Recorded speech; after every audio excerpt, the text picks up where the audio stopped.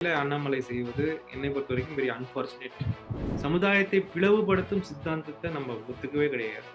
அதை அடிப்படையாக வைத்து ஒரு அரசியல் கட்சியே கிடையாது. யார் பேசினது யார் ரெக்கார்ட் பண்ணி யார் போட போறான்ற லெவலுக்கு பொலிட்டிக்கல் டிஸ்கோர்ஸ் போயிட்டு இருக்கு. பாஜக எங்க போனாலும் இதெல்லாம் நடக்கும். ஏன்னா அவங்களுக்கு வேற அரசியல் பேசுறதுக்கு வேற ஒண்ணுமே இல்லை. அவங்க சாதியை பத்தி என்னைக்காவது பேசிருக்காங்க, பெண் அடிமைத்தனத்தை பத்தி என்னைக்காவது பேசிருக்காங்களா? எதையாவது ஒரு சமூக அநீதியை பத்தி என்னைக்காவது பேசிருக்காங்க? மோடியுடைய பிரைமரி எய்ம் என்னன்னா, எந்த ஒரு இடத்துலயும் ஒரு ஹிட்லர் மாதிரி நான் தான் இருக்கணும். அதாவது பிறந்த வீட்லயும் நான் தான் குழந்தையா இருக்கணும், சாவு வீட்லயும் நான் தான் பணமா இருக்கணும்ன்ற மாதிரி ஒரு ஆட்டிடியூட். பாஜக ஒரு எலெக்ஷன் மிஷினரி எல்லாம் கிடையாது. அது ஒரு பிம்பம். அவங்க அடிக்கடி சொல்லுவாங்க, எங்க கிரவுண்ட்ல வந்து பயங்கரமான ஒர்க்கர்ஸ் இருக்காங்க, நாங்க ஒரு பேஜுக்கு ஒரு பண்ண அப்புறம் வச்சிருக்கோம் அப்படின்லாம் சொல்லுவாங்க. நான் இது வரைக்கும் தேடி தேடி பார்த்து ஒரு 4 கம்யூனல் எடுக்க வேண்டியது.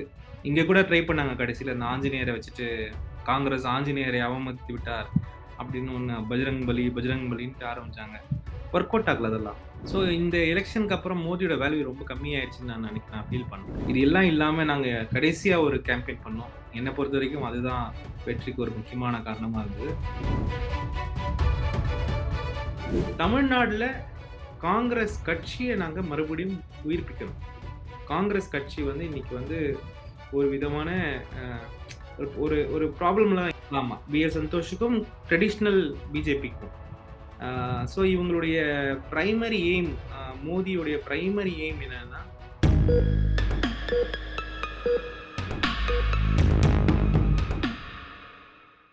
வணக்கம் சார். வணக்கம் வணக்கம் வணக்கம். ஐஏஎஸ்ஆ வேலை பார்த்த இடத்திலேயே ஒரு மிகப்பெரிய ஒரு வெற்றி. 135 இடங்கள்ல காங்கிரஸ் அபார வெற்றி பெற்றிருக்கிறது. இந்த வெற்றி எப்படி சாத்தியமானது? நீங்க ஒரு 8 மாதத்துக்கு முன்னாடியே வந்து கர்நாடகா போய் அங்க ஒரு வார் ரூம் செட்டப் பண்ணி நிறைய களப்பணி ஆற்றிருக்கீங்க. உங்களுடைய வார் ரூம் ஸ்ட்ராட்டஜி என்ன? ஸ்ட்ராட்டஜி எலெக்ஷனுக்கு என்ன ஸ்ட்ராட்டஜியோ அதுதான் வழக்கமா பண்றது தான். ஆனால் சில விஷயங்கள் நாங்கள் இந்த தடவை ரொம்ப கிளியரா இருந்தோம். அது பாஜகவுடைய வழக்கமான ஸ்ட்ராட்டஜி என்னன்னா, அவங்களுக்கு இருக்கிற ஒரே ஒரு நரேட்டிவ் வந்து கம்யூனல் ஆங்கிள் மட்டும்தான். அது இல்லாம கடைசியில மோடியையும் அமித்ஷாவையும் கொண்டு வந்து எல்லா மக்களும் இப்போ எங்க பக்கம் தான் இருக்காங்கன்ற மாதிரி ஒரு பெரிய ஒரு பிளிட்ஸ்ன்னு சொல்லுவோம். அப்படி ஒரு பிளிட்ஸ் பண்ணுவாங்க எல்லா இடத்துலயும்.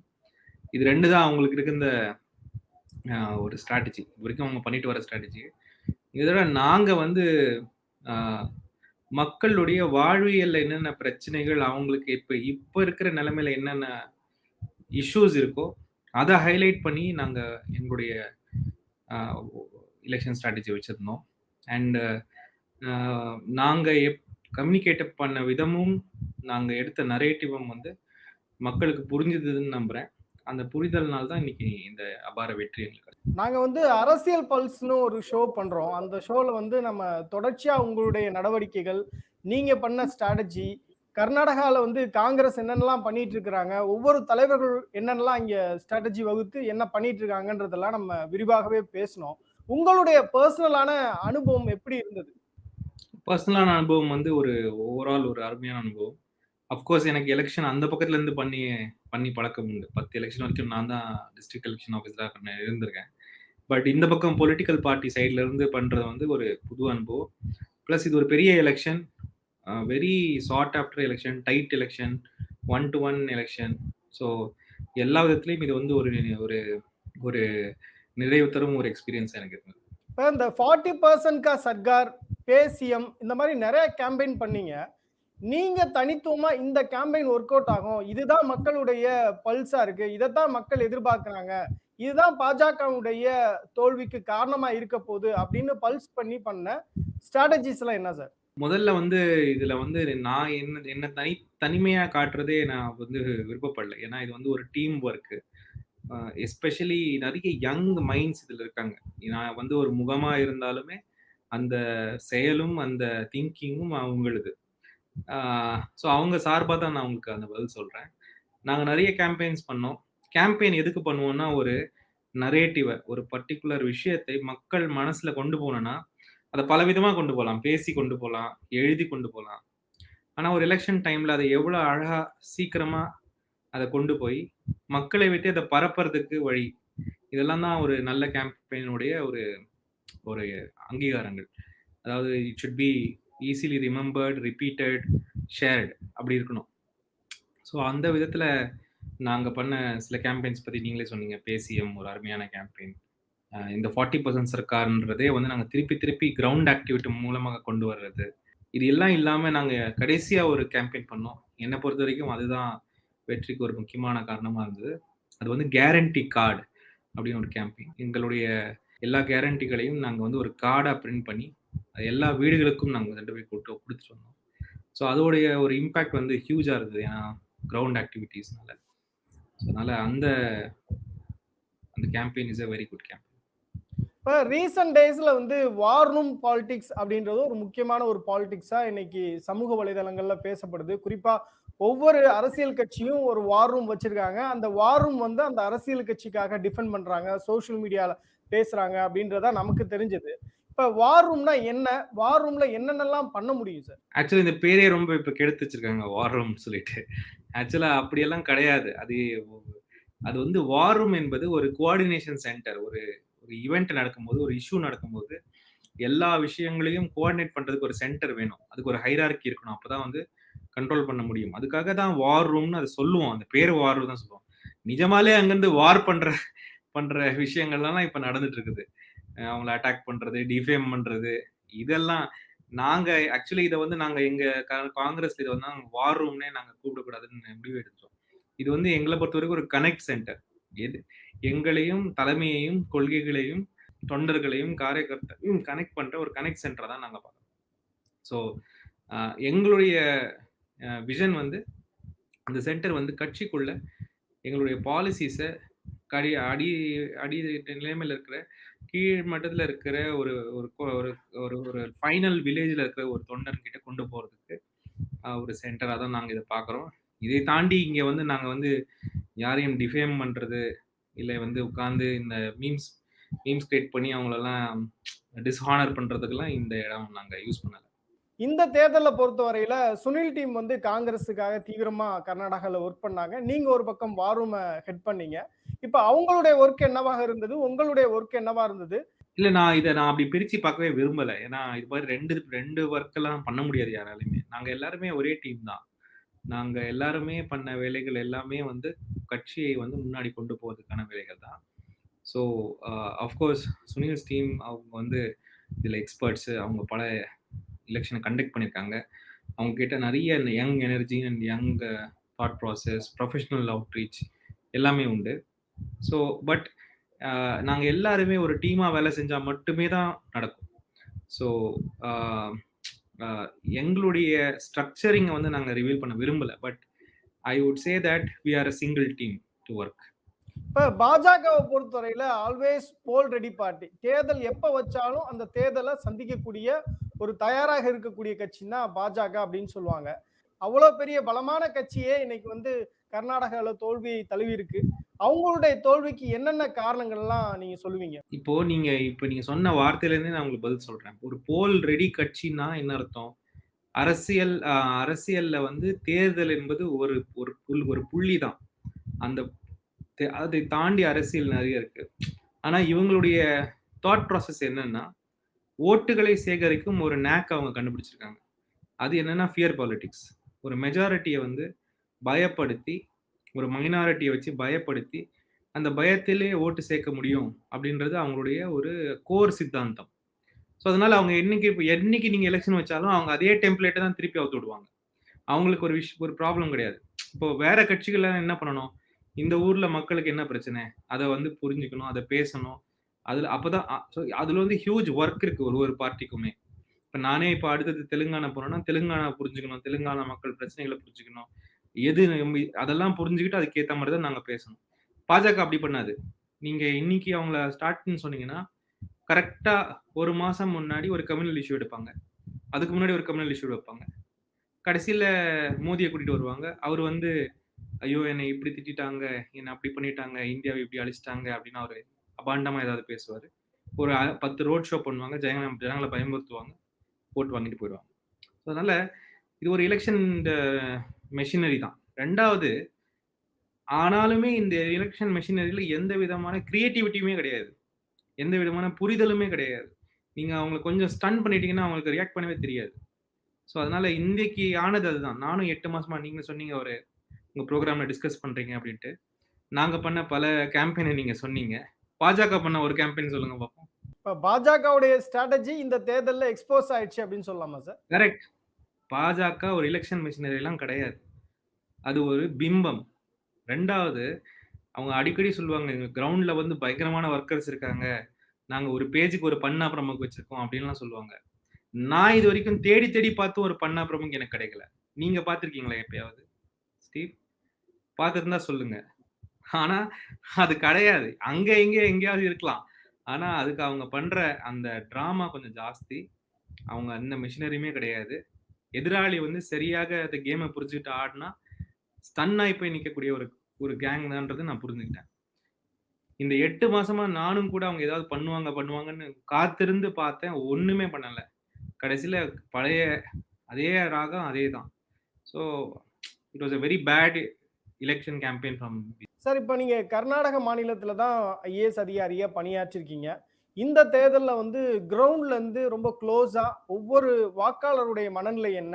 ஒவ்வொரு ரீஜியன்லயும் மக்கள் எப்படி வாக்களிக்கிறாங்க அப்படின்றத நல்லா வந்து கிளியர் கட்டா டேட்டா ஓரியன்டடா நீங்க கலெக்ட் பண்ணியிருக்கீங்க. இப்ப வந்து ஆர்எஸ்எஸ் உடைய பங்கு வந்து பாஜகவுக்கு எப்படி இருந்தது இந்த கர்நாடக தேர்தல பொறுத்தவரையில? எனக்கு தெரிஞ்சு ஒண்ணுமே என்னால பார்க்க முடியலங்க. அப்படியெல்லாம் எதுவுமே கிடையாது. இதெல்லாம் ஒரு பிம்பம் கிரியேட் பண்ணி வைக்கிறாங்க. அவ்வளோதான் தவிர, எனக்கு தெரிஞ்சு அப்படி ஆர்கனைஸ்டா போய் கிரவுண்ட் லெவல்ல எல்லாம் பூந்தெல்லாம் ஒண்ணுமே பண்ணல. ஆ ஸோ நானா அத என் கண்ல பார்க்குற வரைக்கும் நான் நம்ப முடியல. எனக்கு தெரிஞ்சு நான் தேடி தேடி பார்த்தும் கிடைக்கல எனக்கு. அவங்க எலக்ஷன் மிஷினரி இவ்வளோதான். ஒரு 4 கம்யூனல் இஷ்யூ எடுக்க வேண்டியது. இங்க கூட ட்ரை பண்ணாங்க கடைசில இந்த ஆஞ்சநேயர வச்சுட்டு, காங்கிரஸ் ஆஞ்சநேயரை அவமதித்து விட்டார். அப்படின்னு ஒண்ணு பஜ்ரங் பலின்ட்டு ஆரம்பிச்சாங்க. ஒர்க் அவுட் ஆகல அதெல்லாம். ஜனங்க ஏன்னா ஏன் ஒர்க் அவுட் ஆகலன்னு நான் சொல்றேன். ஏன்னா நாங்க 8 மாசமா வாழ்வியல் சம்பந்தப்பட்ட விஷயத்த பேசிட்டு இருக்கோம். நாங்க 5 கேரண்டி குடுக்குறோம் மக்களுக்கு. இவங்க வந்து இந்த மாரி ஒரு ஸ்ட்ராங்கான ஒரு நரேட்டிவ் அந்த பக்கம் வந்தபோது, இவங்க என்ன பண்ணணும்? கொஞ்சமாவது கிரியேட்டிவா வேற ஏதாவது பண்ணணும். கொஞ்சமாவது மக்கள் பிரச்சனைய பேசி எதையாவது ஒரு கிரியேட்டிவா கொண்டு வரணும். அது இல்லாம அவங்களுக்கு தெரிஞ்சதையே கதையே பாடிட்டு இருந்தா மக்கள் எங்க நம்ப போறாங்க? 4, 5 டிஸ் டிஸ்ட்ரிக்ட்ட தவிர ஐ டோன்ட் திங்க் எங்கேயுமே இட் டிட்ன்ட் அப்பீல். இன்ஃபாக்ட் எங்களுக்கு இதனால நெறைய ஓட்டு கிடைச்சதுன்னு கூட நான் சொல்லலாம். 2019 நாடாளுமன்ற தேர்தல்ல 28 இடங்கள்ல 25 இடங்கள்ல பாஜக வெற்றி அடைகிறாங்க.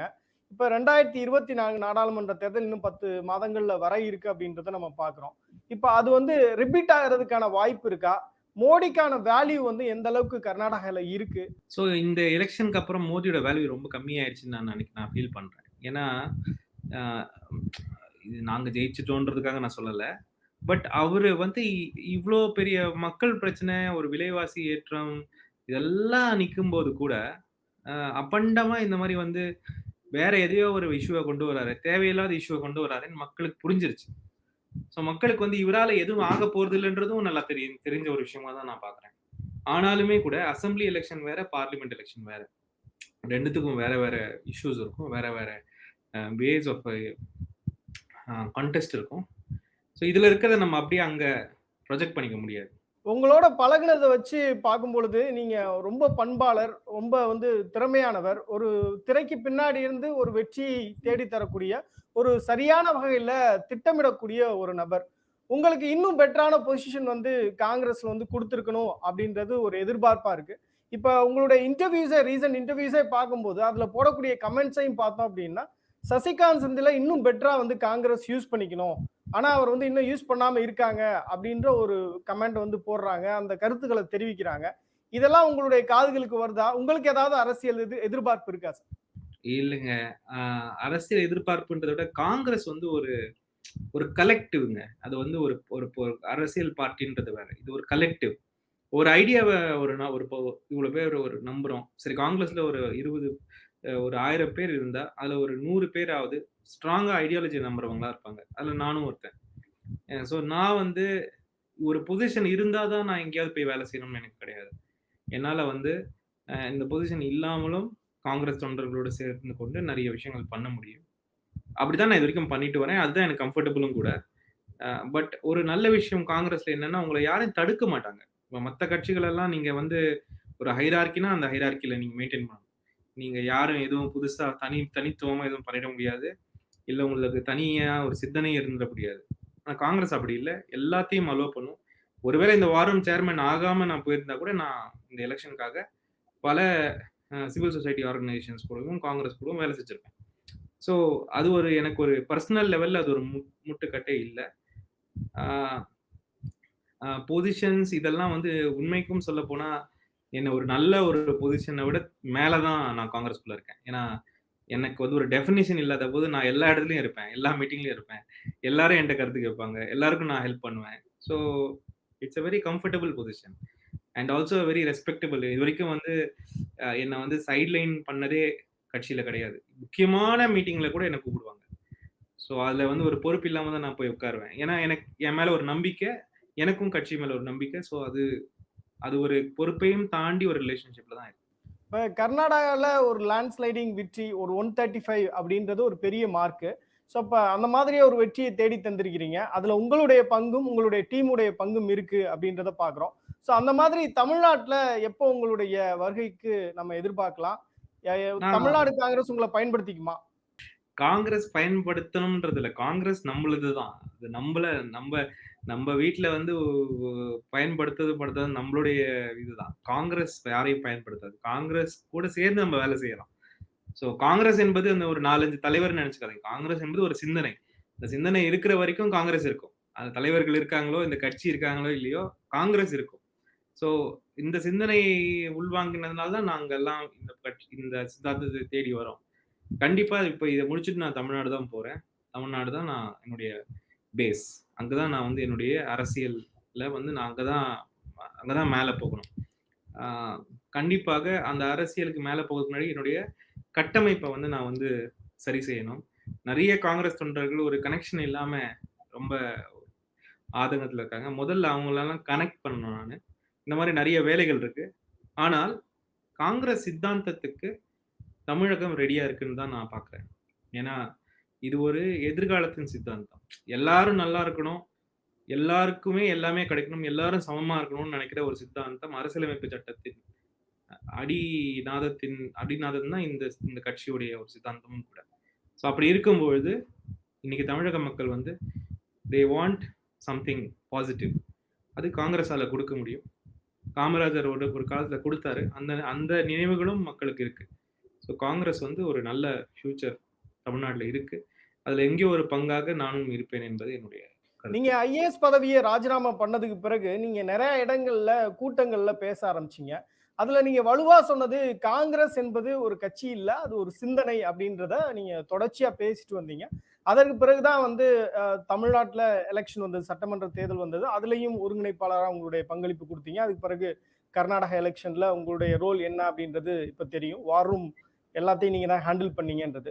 உங்களுடைய இம்பார்ட்டன்ஸ் வந்து கட்சியுடைய தலைமை. நான் கேட்கிறது வந்து ராகுல் காந்தி, சோனியா காந்தி, மல்லிகார்ஜுனா கார்கே, அப்புறம் நீங்க கர்நாடகால வேலை பார்த்த முக்கியமான தலைவர்கள் டி.கே. சிவகுமார், சித்தராமையா இவங்கெல்லாம் அங்கீகரிக்கிறாங்களா? அவங்கலாம் என்ன சொன்னாங்க சார் உங்களுக்கு?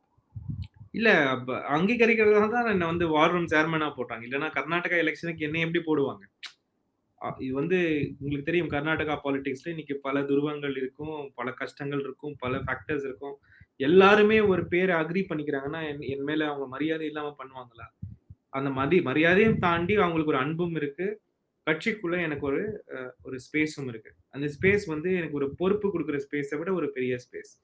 ஸோ அது நான் வந்து அக்செப்ட் பண்ண விரும்புறேன். ஸோ காங்கிரஸ் அ லீடர்ஷிப் அ ஆல்ரெடி என்ன வந்து ஒரு ஒரு மெயின் மெம்பரா தான் பார்க்குறாங்க. ஸோ அதனால அ எனக்கு எந்த விதமான ரெஸ்ட்ரிக்ஷன்ஸுமே கிடையாது.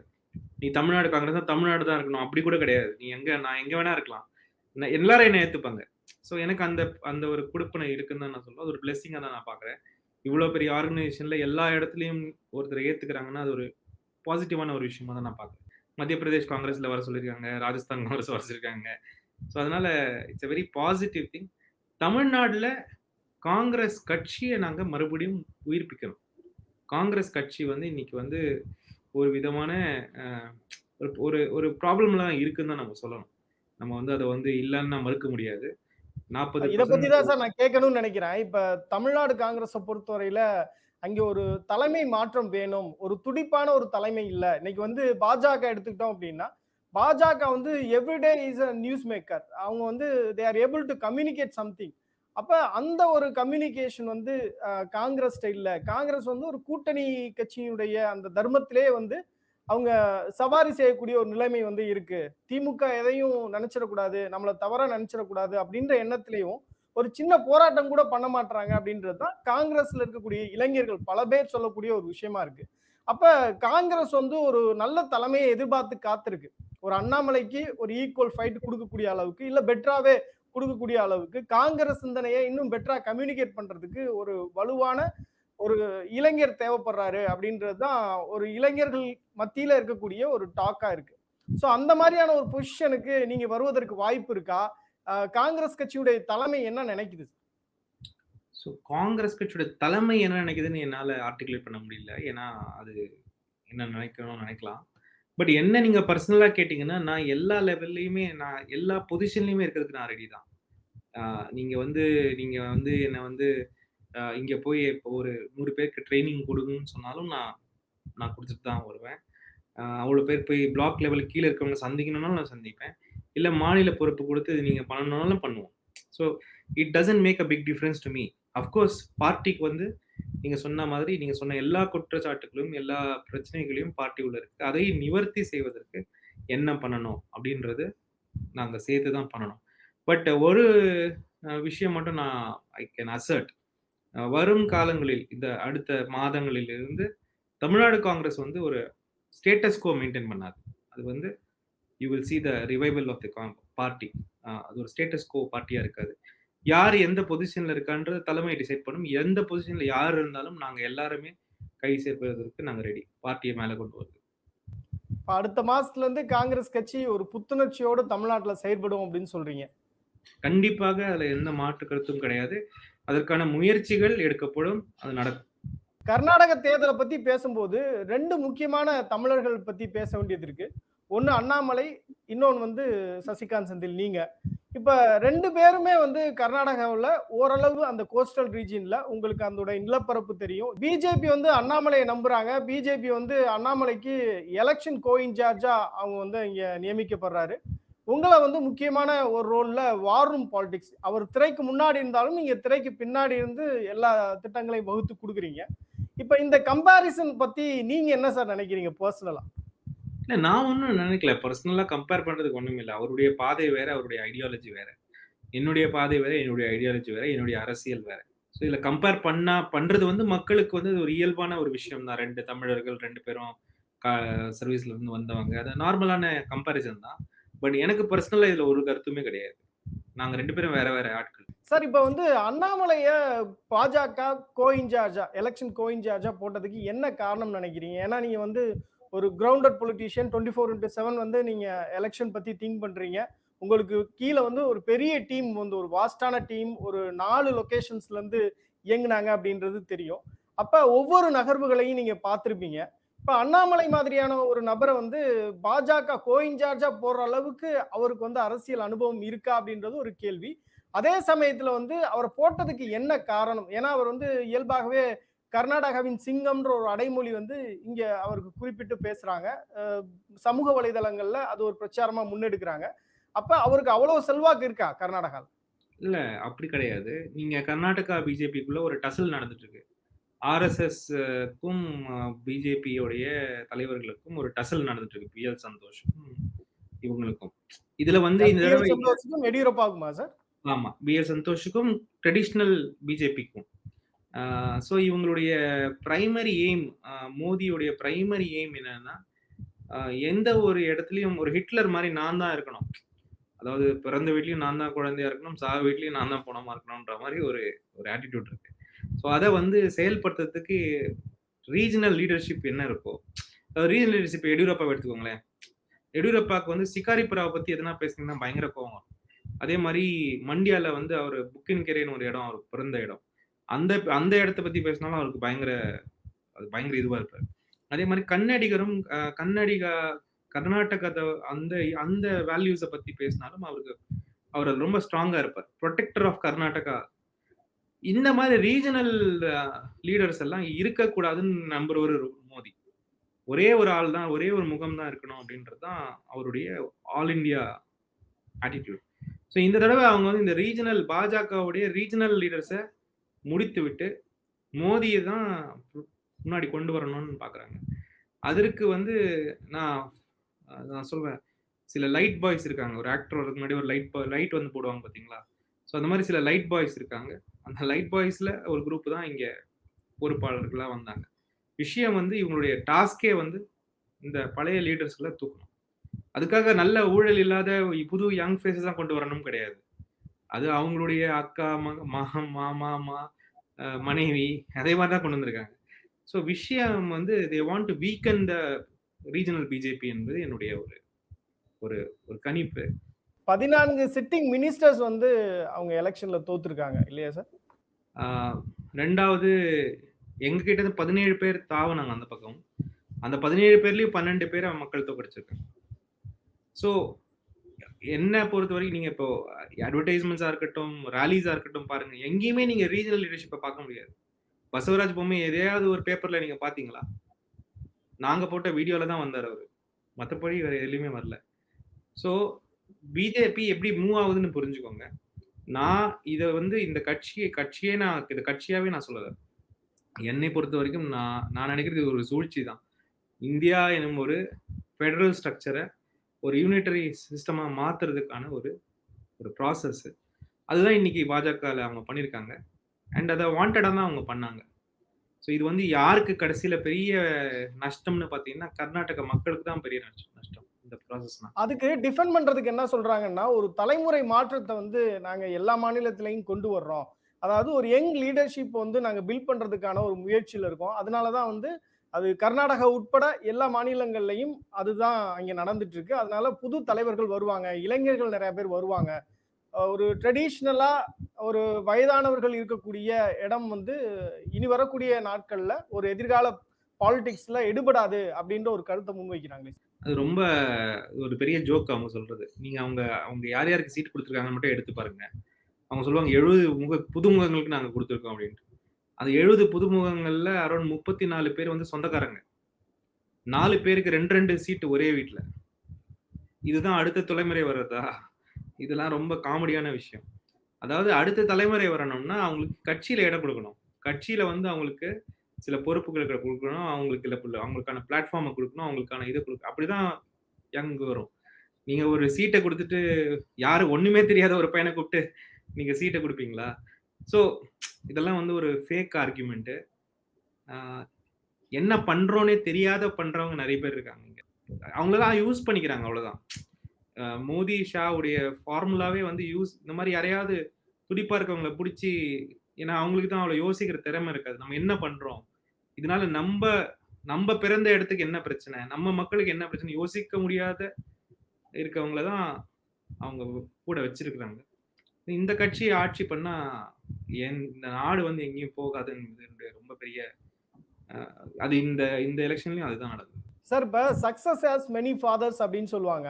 இப்ப இந்த கர்நாடக தேர்தல் வெற்றியை பொறுத்தவரையில அந்த சக்சஸுக்கு நிறைய பேர் காரணமா இருக்கிறாங்க. ஒண்ணு பாரத் ஜோடோ யாத்திரை ராகுல் காந்தி காரணமா இருக்காரு.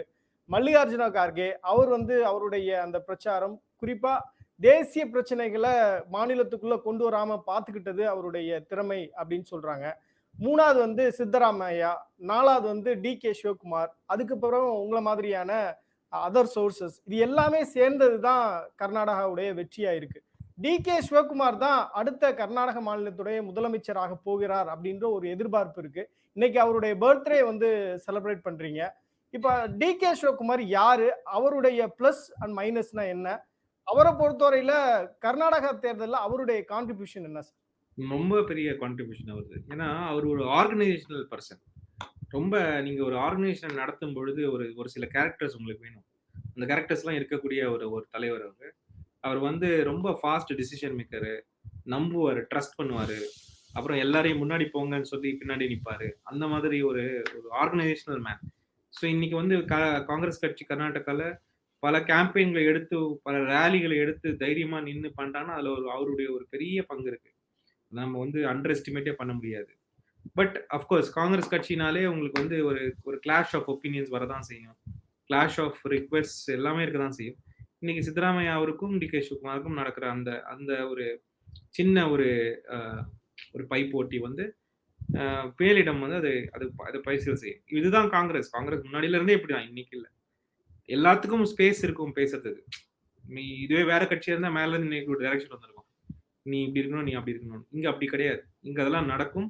அதுக்கப்புறம் ஒரு ஒரு ஒரு ஒரு ஒரு செட்டில்மென்ட் வந்தோனே எல்லாம் ஒண்ணா சேர்ந்து மறுபடியும். உங்களுடைய கெஸ் என்ன சார்? யாருக்கு அதிக வாய்ப்பு? ஆக்சுவலா நான் இதுல கெஸ் பண்ணவே விரும்பல. ஏன்னா இது ரொம்ப சீரியஸான மேட்டரு. ஸோ என்ன வருதோ ஒரு நாள்ல 2 நாள்ல தெரிஞ்சிரும். கண்டிப்பா நம்ம பார்ப்போம். இறுதியான கேள்வி சார். அண்ணாமலையோட நீங்க நெருங்கி பழகியிருக்கீங்க. அவரும் உங்க கர்நாடக மாநிலத்தைச் சேர்ந்த ஒரு கேடர் தான். ஸோ இப்ப அண்ணாமலையுடைய இந்த பாலிடிக்ஸ் இந்த 3 வருஷத்துல அவருடைய நடவடிக்கைகள், அவர் செய்யக்கூடிய அந்த அரசியல நீங்க எப்படி பார்க்குறீங்க? Unfortunate unfortunate. ஏன்னா, யூ நோ அண்ணாமலை எனக்கு ரொம்ப நல்ல தெரிஞ்ச ஒரு நபர். அ அவருடைய பெர்சனல் ட்ரெய்ட்ஸயோ, அவருடைய பெர்சனல் பிஹேவியர பத்திலாம் எனக்கு எந்த கமெண்ட்ஸுமே கிடையாது. ஆனா, சொசைட்டிக்கு என்ன ஒரு பாதிப்பு ஏற்படுதுன்றத நான் பார்க்குறேன். ஸோ, அதனால வந்து நான் அந்த சித்தாந்தத்தையும் சரி, அந்த சித்தாந்தத்தை வளர்ப்பவர்களையும் சரி நான் ஒத்துக்கல. அந்த அடிப்படையில அண்ணாமலை செய்வது என்னை பொறுத்தவரைக்கும் வெரி அன்பார்ச்சுனேட் டூ தமிழ்நாடு.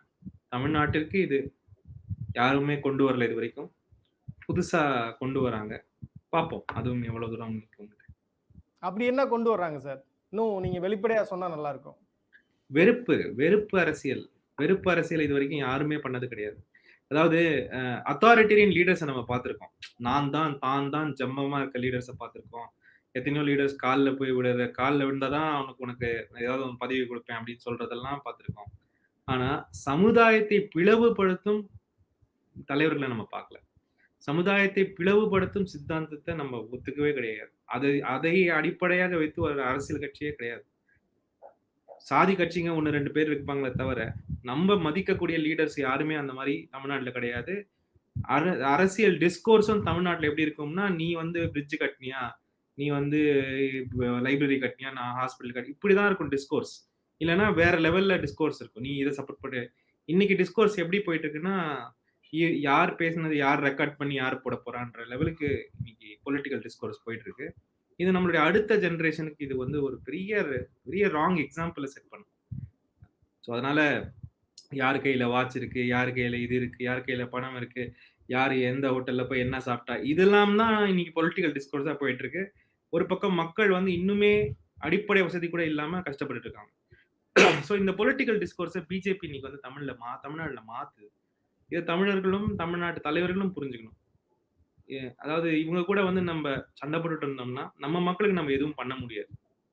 என்னை பொறுத்தவரைக்கும் இவங்கள ஒரு இக்னோர் மோட்ல போட்டுட்டு, ஒரு ஹெல்த்தியான மக்களுக்கான அரசியலை எடுத்துட்டு கொண்டு வந்து, அதுதான் டிஸ்கோர்ஸா வச்சு அரசியல் தலைவர்கள் பேசணும்ன்றது என்னுடைய ஒரு ஆசை. தமிழக பாஜகவுல ஆடியோ, வீடியோ பாலிடிக்ஸ்ன்றது இப்ப ஃபேமஸாக வரக்கூடிய ஒரு ட்ரெண்டா இருக்கு. இந்த மாதிரியான பாலிடிக்ஸ் வந்து கர்நாடகாலயும் இருந்ததா சார்? ஆமா. இதுவும் இங்கேயே நடக்கும் இதெல்லாம். இதெல்லாம் அப்படியே காப்பி பேஸ்ட் பண்ணி அங்க வருது அவ்வளவுதான். வேற ஒண்ணும் கிடையாது. பாஜக எங்க போனாலும் இதெல்லாம் நடக்கும். ஏன்னா அவங்களுக்கு வேற அரசியல் பேசுறதுக்கு வேற ஒண்ணுமே இல்ல. அவங்க சாதிய பத்தி என்னைக்காவது பேசியிருக்காங்களா? பெண் அடிமைத்தனத்தை பத்தி என்னைக்காவது பேசியிருக்காங்களா? எதையாவது ஒரு சமூக அநீதிய பத்தி என்னைக்காவது பேசியிருக்காங்களா? பேச மாட்டாங்க. அவங்களுக்கு அந்த அரசியல் தெரியாது. Thank you sir. Always nice to interact with you. Thank you. நன்றி ஸ்ரீ.